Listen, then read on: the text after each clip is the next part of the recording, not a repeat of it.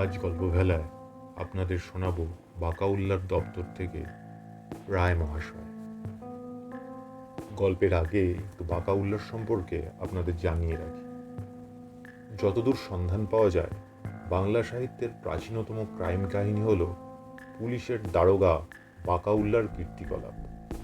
বাকাউল্লার দপ্তর নাম দিয়ে প্রকাশিত দারোগা সাহেবের 12টি কীর্তির প্রথম প্রকাশ যে কবে, সে সম্বন্ধে জানা যায় না।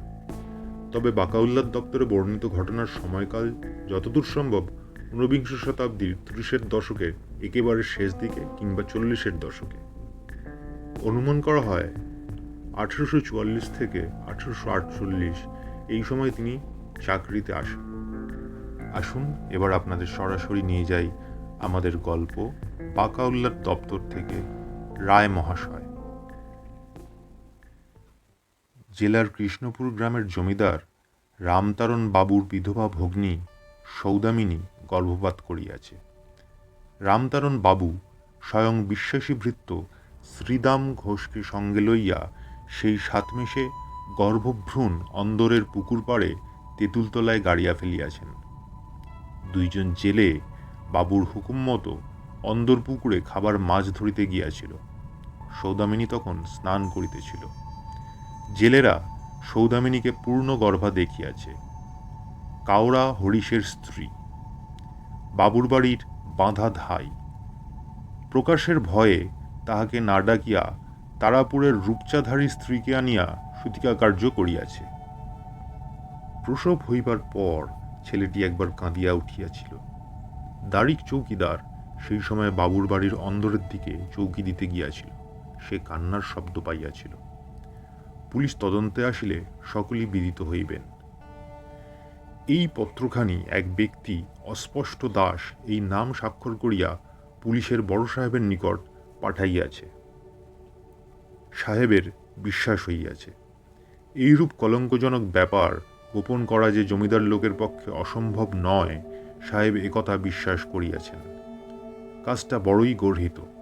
সংবাদদাতা জমিদারের ভয়ে নিজের নাম লিখিতে সাহস করে নাই। স্থানীয় পুলিশকে কেবল সহায়তার ভার দিয়া এ মকদ্দমার তদন্তভার আমার উপরেই পড়িয়াছে। প্রস্রাব ত্যাগের হিসাব নিকাশ পর্যন্ত যে চাকরিতে ডায়েরিবন্দি করিতে হয়, তাহাতে আর কথা কি। সংবাদ প্রাপ্তিমাত্র মকদ্দমাটা নিজের ডায়েরিতে জমা করিয়া লইয়া সাহেব বরাবর তদন্ত রুজুর এত্তেলা দিয়া গোপন অনুসন্ধানের জন্য বাহির হইলাম। বড়ই চিন্তিত হইতে লাগিল।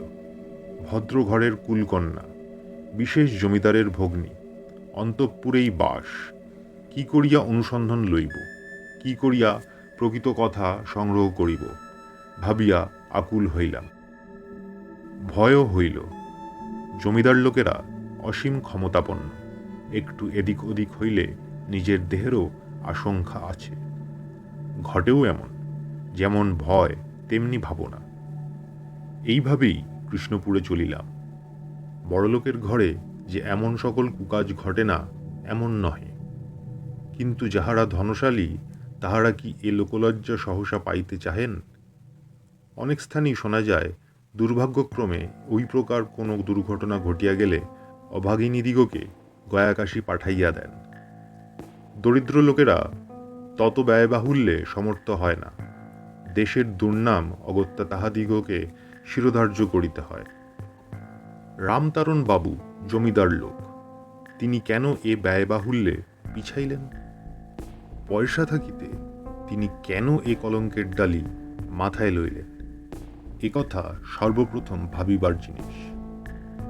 স্থানীয় দারোগা রামতারণ বাবুর বড় বৈঠকখানায় বার দিয়া বসিয়াছেন। গ্রামের গণ্যমান্য লোকেরা দারোগা বাবুর তলবে হাজির থাকিয়া সুরাথালের সাহায্য করিতেছে। বাজে লোক বিস্তর জুটিয়াছে। বাড়ির স্থানে স্থানে একরকম তালাবন্দী হিসেবে পুলিশ পদাতিকেরা বসিয়া আছে। আমার গাড়ি গিয়া সদর দরজায় লাগিল। রামতারণ বাবুর সহিত সংক্ষেপে আলাপ সারিয়া লইলাম। কতক্ষণ চুপচাপ। একটু বিশ্রাম করিয়া দারোগা যতদূর তদন্ত করিয়াছেন তাহা তাহার কাগজপত্রে দেখিলাম। মকদ্দমা একরকম প্রমাণ। দারোগার নথিপত্র সাক্ষীদের জবানবন্দি, স্থানীয় লোকের মত প্রভৃতি পড়িয়া দেখিলাম মকদ্দমা প্রমাণিত, সে প্রমাণ আটঘাট বাঁধা। বেনামিপত্রের লেখক অস্পষ্ট দাস যে স্থানের উল্লেখ করিয়াছিলেন, ঠিক সেই স্থানে একটি শিশুর অর্ধবিকৃত মৃতদেহ পাওয়া গিয়াছে। শ্রীদাম ঘোষ রামতারণ বাবুর খাস খানসামা। সে বলিয়াছে, সে নিজে লণ্ঠন ধরিয়া কোদাল হাতে আগে আগে গিয়াছে, রামতারণ বাবু বিধবা ভগ্নীর মৃত পুত্র লইয়া পশ্চাতে পশ্চাতে গিয়াছেন। শ্রীদাম গর্ত খুঁড়িয়া দিয়াছে, রামতারণ বাবু শিশু সব গর্তগর্ভে নিক্ষেপ করিয়া মাটি চাপা দিয়াছেন। দুইজন জেলে অন্দরপুকুরে মাছ ধরিতে গিয়াছিল, তাহারাও দিদি ঠাকুরানীর উদর ভার দেখিয়াছে, নিম্ন উদর স্ফীত দেখিয়াছে। সে কথা তাহারা তাহাদের পরিবারের কাছেও গল্প করিয়াছে। 3 সাক্ষীর বাক্য ঐক্য হইয়াছে, লাশও পাওয়া গিয়াছে, তবে আর অন্য প্রমাণের কি প্রয়োজন? দারোগাবাবু দিদি ঠাকুরানীকে থানায় লইয়া যাইতে চাহিতেছেন। রামতারণ বাবু বলিতেছেন, যাহা করিতে হয় আমাকে করুন, প্রাণদণ্ডেরও যদি অপরাধ হইয়া থাকে, সে অপরাধ আমার হইয়াছে, আমি করিয়াছি। ভদ্রবংশের কুলকন্যা তাহাকে আর থানায় লইয়া যাইবেন না। একটা গণনীয় বংশে এ কালি আর দিবেন না। বেলা হইয়াছে, তদন্ত স্থগিত রাখিতে বলিলাম। গ্রামস্থগণকে বৈকালে আসিতে অনুরোধ করিয়া সে বেলার জন্য মজলিস ভঙ্গের আদেশ দিলাম। পাকশাকের আয়োজন হইতে লাগিল। অবিশ্বাসের অনেকগুলি কারণ আছে। রামতারণ বাবু তাহার ভগ্নীর জারজ সন্তান পুকুর পাড়ে পুঁতিলেন কেন? বাড়ির ভিতরেও তো প্রচুর স্থান আছে। রাস্তা হইতে অন্দর প্রায় 7-8 রশি দূর। 7 মেশে নির্জীব ছেলের কান্না কি অত দূর শোনা যায়? যে সকল গ্রামস্থ লোক মজলিসে বসিয়াছিল, তাহার একজনও রামরতনবাবুর এই অপমানজনক ব্যাপারে সমবেদনা প্রকাশ করে না কেন? কাউরা হরিশের বধূর এজেহার ল হইল না কেন? যাহা হোক, সর্বপ্রথমে একবার সৌদামিনীকে দেখা উচিত। রামতারণ বাবুকে গোপনে ডাকিয়া মোলায়েম কথায় বলিলাম, দেখুন মহাশয়, পুলিশের লোক হইলেও আমরা মানি লোকের মানের কদর জানি। যে আপনার ভগ্নী, আমারও সে ভগ্নী, ধর্মভগ্নী। তাহার জীবনবন্দী লইতে চাহি না, একবার দেখিব। গুরুতর সন্দেহের ভঞ্জন জন্য তাহার অঙ্গ প্রত্যঙ্গগুলি একবার দেখা আবশ্যক। হয়তো তাহাতে আপনার মঙ্গল হইবে। আপনি উপস্থিত থাকিবেন, নির্জনে 3 জনে দেখা করিব। স্বীকৃত হইয়া রামতারণবাবু অন্দরে প্রবেশ করিলেন। দেখা সাক্ষাতের বন্দোবস্ত করিলেন। দেখা করিলাম। বড় ঘরের মেয়ে, সুন্দরী বটেন। বয়স 21-22, বাল্যবিধবা। সৌদামিনীকে দেখিয়া বড় কষ্ট হইল। এ পর্যন্ত সে জলবিন্দুও খায় নাই। যে দাদার অন্নে প্রতিপালিত, সেই দাদার জাতকুল যাইতে বসিয়াছে, আহারে কি রুচি থাকে! সৌদামিনী যে মরণাপন্ন হইয়া পড়িয়াছে। চক্ষুলজ্জার মাথা খাইয়া সৌদামিনীকে বেশ করিয়া দেখিলাম, সন্দেহ রইল না। সবেমাত্র 7 মাসের গর্ভ যে পাত করে, তাহার দেহের অবস্থা কখনোই এমন থাকিতে পারে না। জোর করিয়া বলিতে পারি, সৌদামিনী এ কলঙ্কের কিছুমাত্র জানে না। তাহার চরিত্র নির্মল, কিন্তু প্রমাণ কি? অনুকূল প্রমাণ তো কিছুই নাই। বাহিরে আসিলাম। দারোগাবাবু ক্রমেই চটিতেছেন। এমন প্রমাণী মামলা চালান দিতে আর বিলম্ব কেন? দারোগাবাবু অলক্ষ্যে নানা কথাই কহিতেছেন। এত বড় এক মকদ্দমা, তদন্তের খ্যাতিটা পাছে আমার একাইকের ভাগ্যে ঘটিয়া যায়, এজন্য বড়ই বিরক্ত হইতেছেন। নীরবেই সে সকল সহিতেছি। মনে বুঝিতেছি ঘটনার মূলে রহস্য আছে। তবে কেমন করিয়া তাড়াতাড়ি একটি ভদ্রবংশের কুলনারীকে চালান দিই। অনুসন্ধানে জানিলাম, গ্রামে দলাদলি। গ্রামের ব্রাহ্মণ কায়স্থগণের ব্রহ্মত্র মহাত্রাণ নিষ্কর ভূমি আছে। মালে লাখিরাজে বিবাদ বিসম্বনা আছে। উভয় দলেরই হাতে লোকজন আছে। কয়েকটা খুব সঙ্গীন সঙ্গীন মকদ্দমাও হইয়া গিয়াছে। যে জেলে দুজন সাক্ষ্য দিয়াছে তাহারা ব্রহ্মত্র জমির প্রজা। তলব করিলাম, জবানবন্দি লইলাম।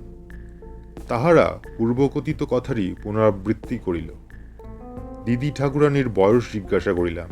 একজন বলিল বছর 30, একজন বলিল 15-16। দেখিতে কেমন? একজন বলিল কালো, একজন বলিল ফর্সা। পুকুরের কোন দিকের ঘাটে দিদি ঠাকুরানী স্নান করিতে নামিয়াছিলেন?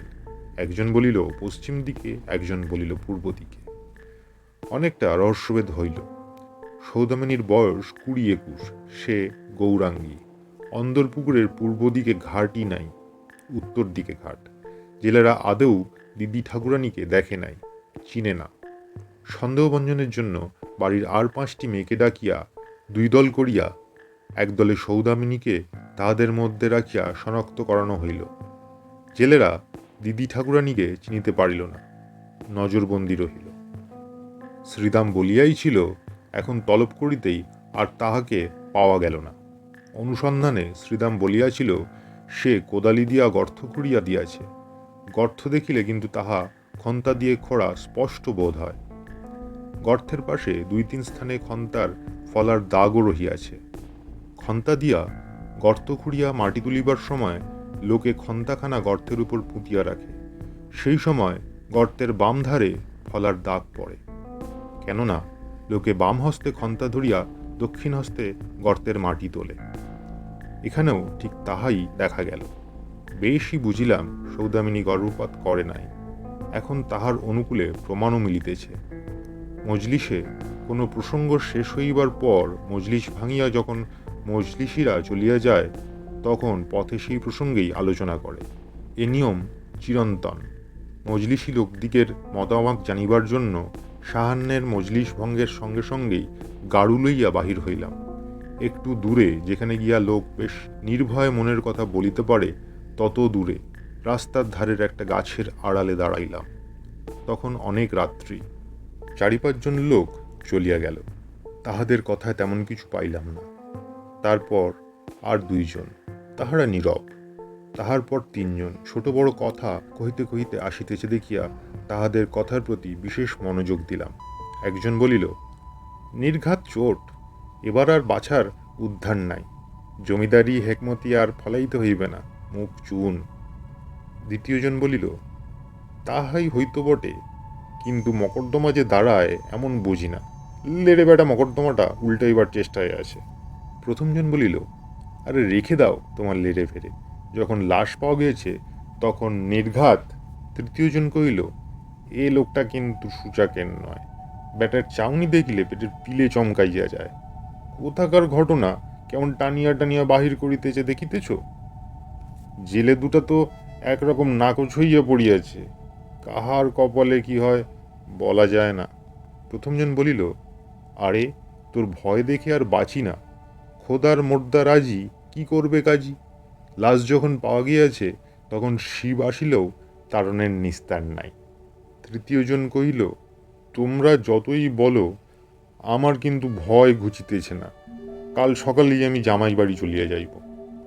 প্রথমজন কহিল, আরে তোর ভয় দেখে আর বাঁচি না, মুসলমানের মরা রাত্রি দুপুরে কবর খুঁড়িয়া যখন চুরি করিয়া আনিস তখন ভয় পাস নাই। তৃতীয়জন কহিল, তখন সাহস ছিল, আশেপাশে তোমরা সহায় ছিলে, রায় মহাশয় অভয় দিয়েছিলেন। এখন? প্রথমজন কহিল, যাহা হোক, কাল তো চালান যাক, ভাই বোনে তো গাড়োতে পচুক, তারপর অন্য কথা। পরপর 3 জনের বাড়ি দেখিয়া আসিলাম। যে লোকটা মুসলমানের ছেলেটাকে কবর খুঁড়িয়া তুলিয়াছিল, কথার ভঙ্গিতে বুঝিলাম লোকটা বড় ভয় পাইয়াছে। পাছে জামাই বাড়ি পালায় একজন পদাতিককে পাহারায় রাখিলাম। প্রভাতেই তাহার বাড়ির দরজায়। নাম অদ্বৈত ঘোষ। চোখ মুচিতে মুচিতে যেমন বাইরে আসা, অমনি গ্রেপ্তার, একেবারে হাতে হাত করি। অদ্বৈতকে শূন্য ভরে রামতারণ বাবুর বাড়ি আনা হইল।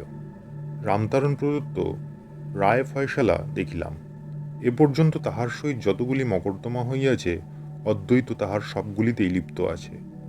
সঙ্গের লোক দুজনও পূর্ব মকদ্দমার সাক্ষী ছিল। একদিকে কড়া তহসিল, অন্যদিকে সরকারি সাক্ষী শ্রেণীভুক্ত করিয়া খালাস করিয়া দিবার প্রলোভন। অদ্বৈত যে কবর হইতে লাশ আনিয়াছিল তাহা দেখাইয়া দিল। খোদা বক্স শেখের স্ত্রী 1 সপ্তাহ হইল একটি মৃত সন্তান প্রসব করিয়াছিল। খোদা বক্স ওই কবরেই তাহাকে গোড় দিয়াছিল। সুপ্রমাণিত হইল রামতারণকে জব্দ করিবার অভিপ্রায়ে গ্রামের লোক এই মিথ্যা মোকদ্দমা সাজাইয়াছে। জেলেরা ব্রহ্মত্র জমির প্রজা, তাহারা মুনিবের উপদেশ মতো সাক্ষ্য দিয়াছিল। বাস্তবিক অন্দরের পুকুর তাহারা দেখে নাই। শ্রীদাম যখন ফেরার তখন তাহার সাক্ষ্য তো মিথ্যা। হর্ষের স্ত্রী তো ঘটনার কিছুই জানে না। রূপচাঁদহারির বধূ সব গুলাইয়া ফেলিল, প্রলাপ বকিল। মতলব দিয়াছেন ব্রজবল্লভ রায়, তদবির করিয়াছে অদ্বৈত ঘোষ, রামলোচন রায় আর দীনবন্ধু বাগচি। 4 জনকেই আসামি করিয়া চালান দেওয়া হইল। শ্রীদামের নামে ফেরারি পরোয়ানা বাহির হইল। আসামিদিগের একজনও অব্যাহতি পাইল না। শ্রীদামকে সৌদামিনী কাকা বলিয়া ডাকিত, ঠিক কাকার মতোই দেখিত, মান্য করিত। সেই শ্রীদাম সৌদামিনীর চরিত্রে এমন কলঙ্ক দিল, যাহার অন্নে প্রতিপালিত সেই প্রতিপালককে মিথ্যা সাক্ষ্য দিয়া এমত বিপদে ফেলিতে উদ্যত দেশময় শ্রীদাম কাকার নিন্দা রটিল। 1 সপ্তাহের ভিতরই থানায় সংবাদ আসিল, গ্রামের উত্তর পার্শ্বের এক তেঁতুল গাছে শ্রীদাম গলায় দড়ি দিয়া মরিয়াছে। সৌদামিনীকে ধর্মভগ্নী বলিয়াছিলাম। মকদ্দমা মিটিয়া গেলে রামতারণবাবু নিমন্ত্রণ করিয়া পাঠাইয়াছিলেন। নিমন্ত্রণ রক্ষা করিতে পারি নাই।